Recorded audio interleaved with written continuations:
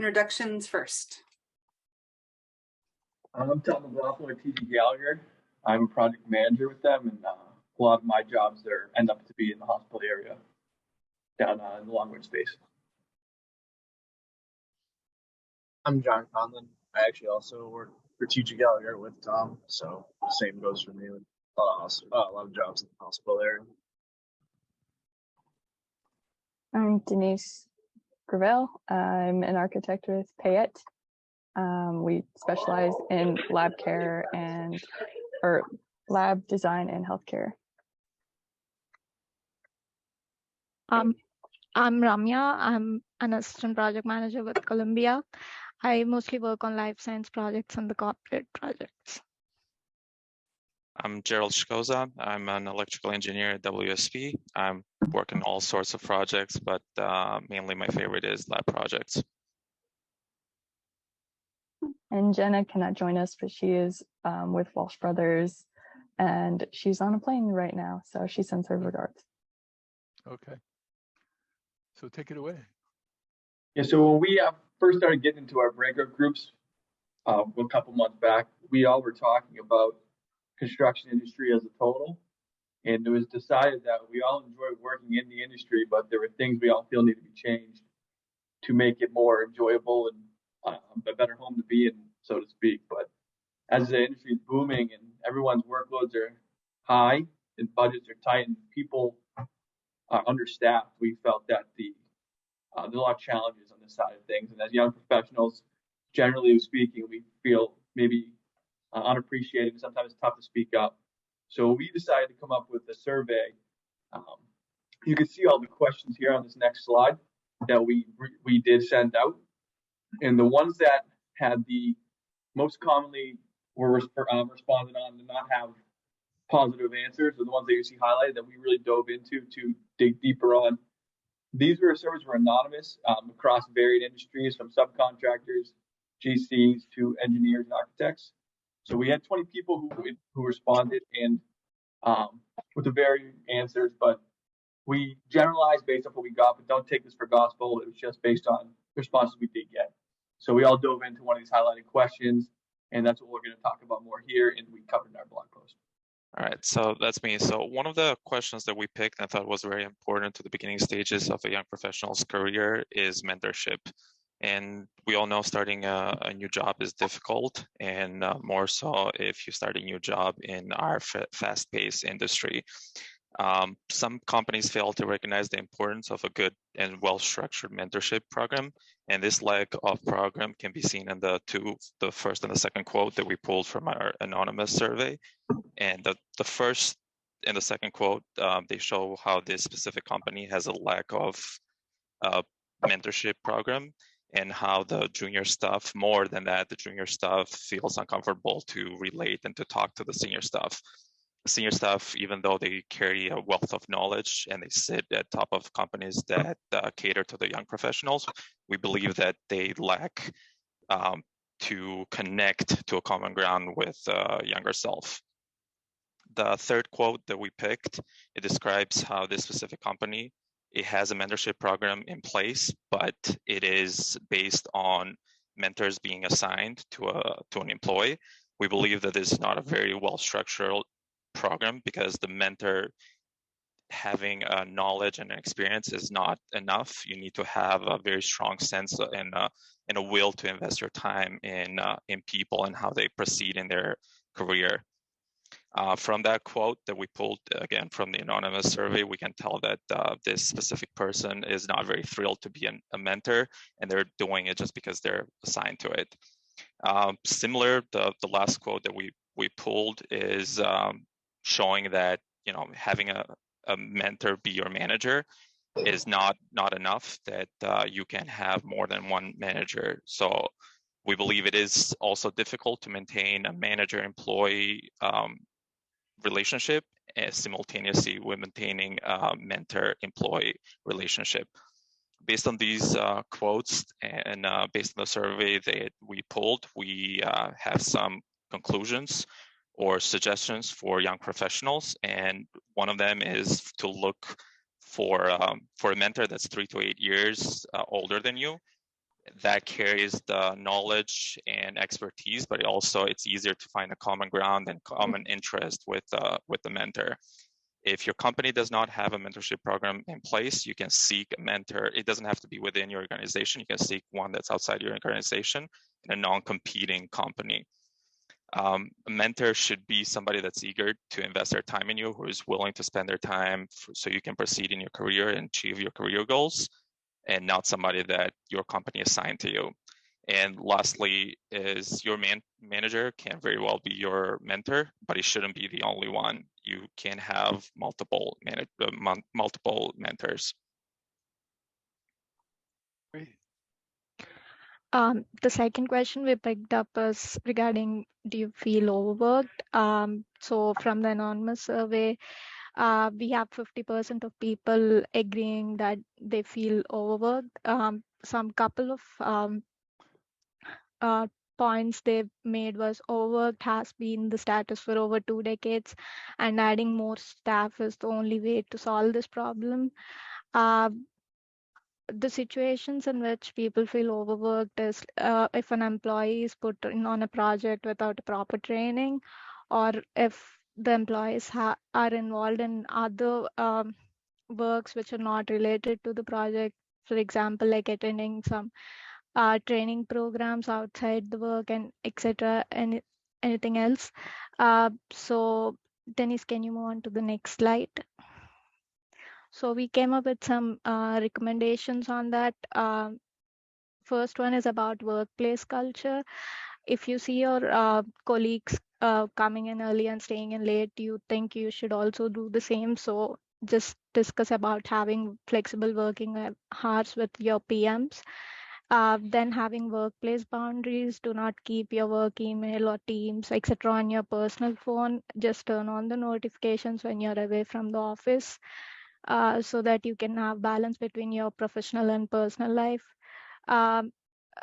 Keep having open and continuous conversations with your PM or supervisor. Whenever you join a project, just ask the PM to define your responsibilities and start prioritizing the tasks. After that, you kind of get an idea, and then you can ask your PM to either push the deadlines of the tasks or add a new member to the team.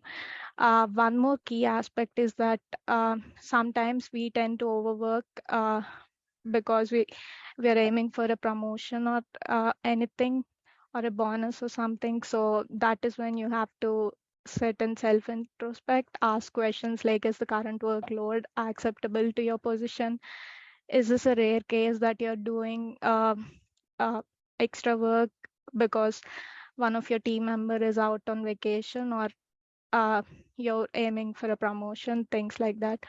So that's all the recommendations we had for this thing. That's great. So these were Jenna's this was Jenna's topic, but as I mentioned, she's on the plane, so I'll be covering for her. Question she focused on was, do you feel stressed at work on a typical week? Based on the data we gathered, 40% of people said they are very stressed, and only 25% said they do not feel stressed. So with this, we were able to gather a lot of diverse responses. So if you look at the quote on the right, the top 3 are kind of admitting that it is a stressful industry and it's part of the job, what we signed up for. Whereas the bottom 2 kind of turn it into a positive thing and say, hey, stress takes you out of your comfort zone. Stress makes you feel alive.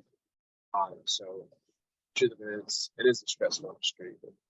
And we found that stress and job satisfaction.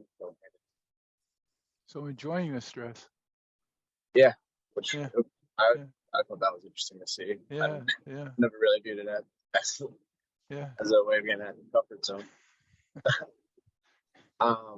So the recommendations Jenna came up with was, so employers should provide flexible hours or possibility for during the pandemic. This was introduced more in our industry, so allows employees to work to live, live to work.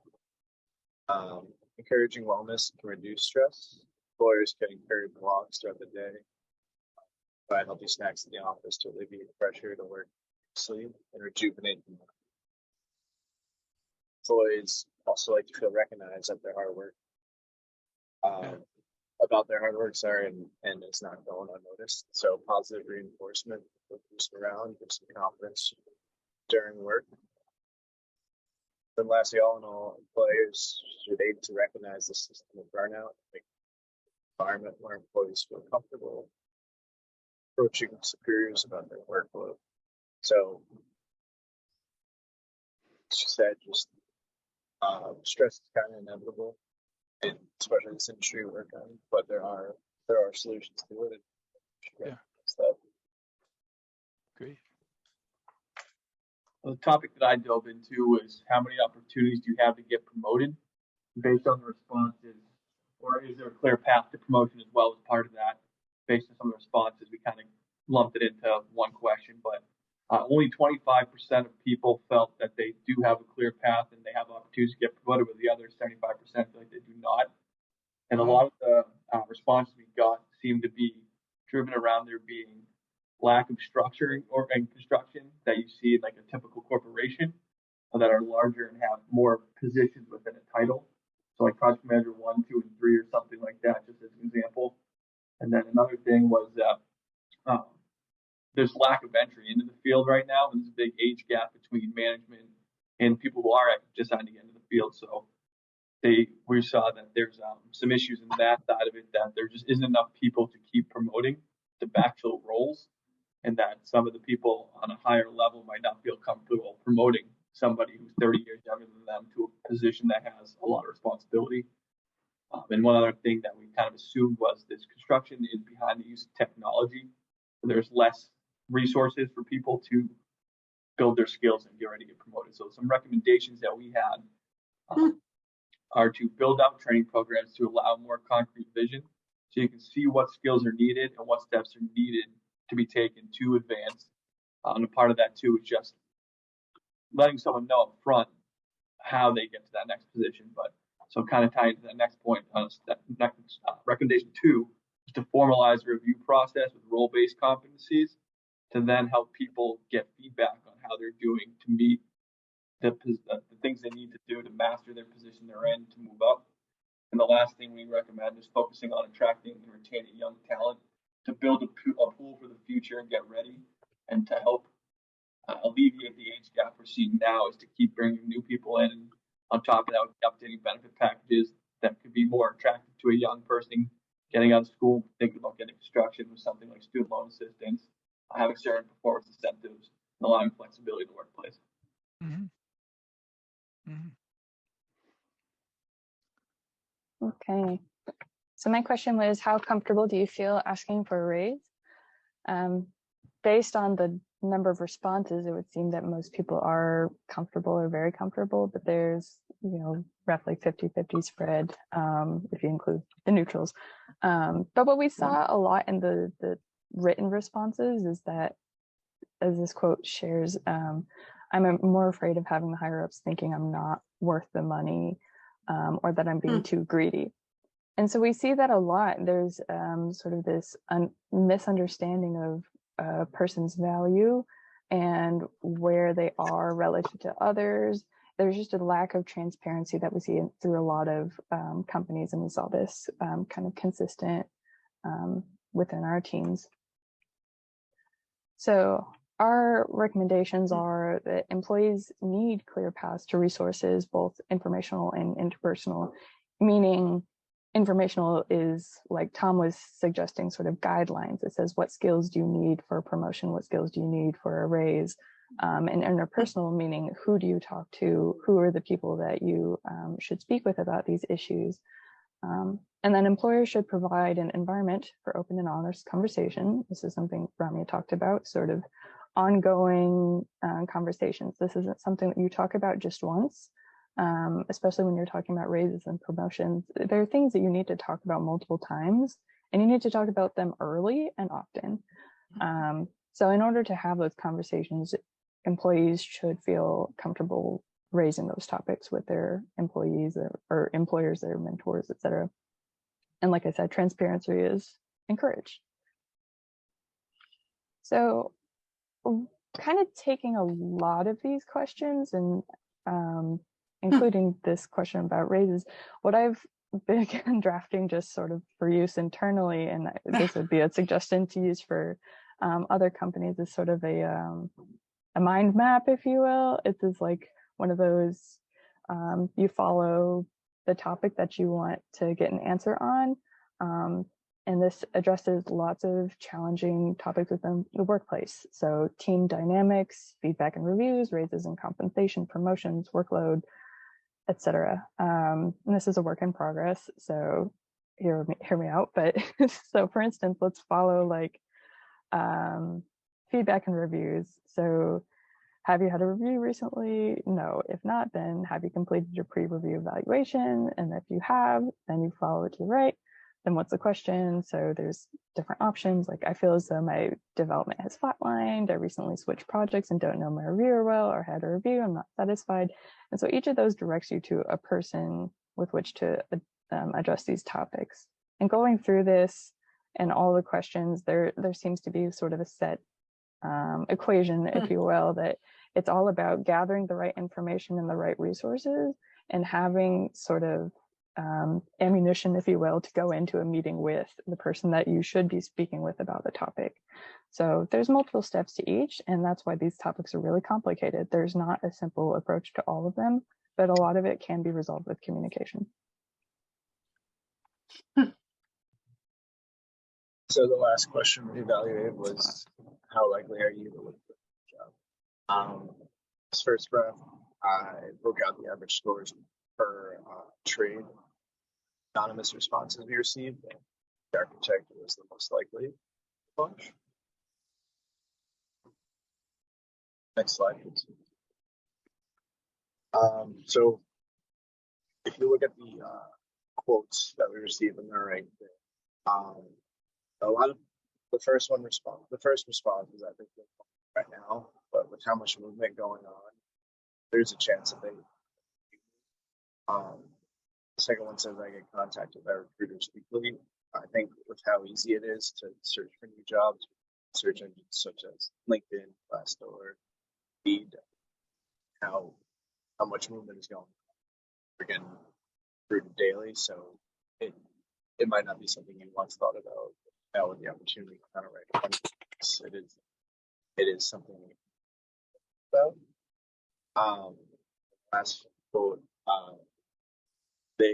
others do admit that, you know, they might not think about it right now, but they are young.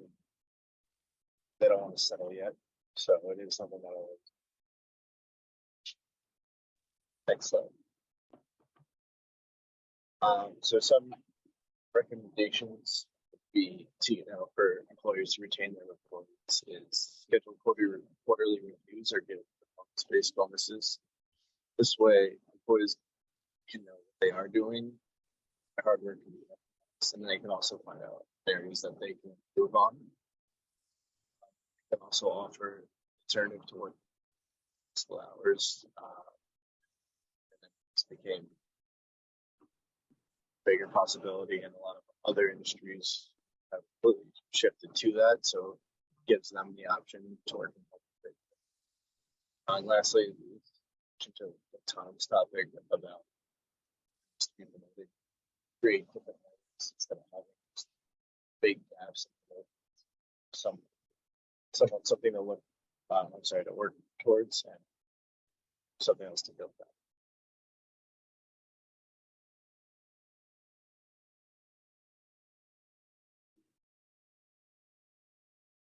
that. Okay, so overall conclusions, we found that a lot of people are unhappy, but they're unwilling to change jobs for a variety of reasons.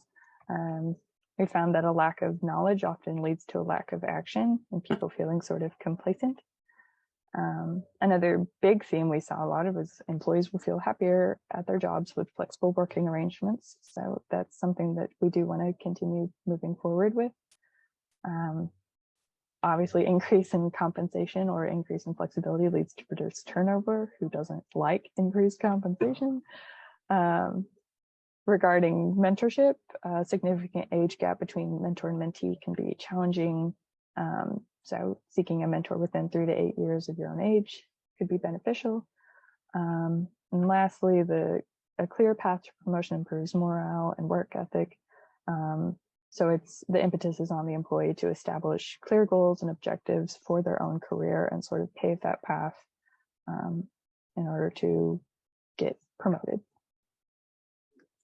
We think all of these things will help lead to reduced turnover and increased happiness at the workplace.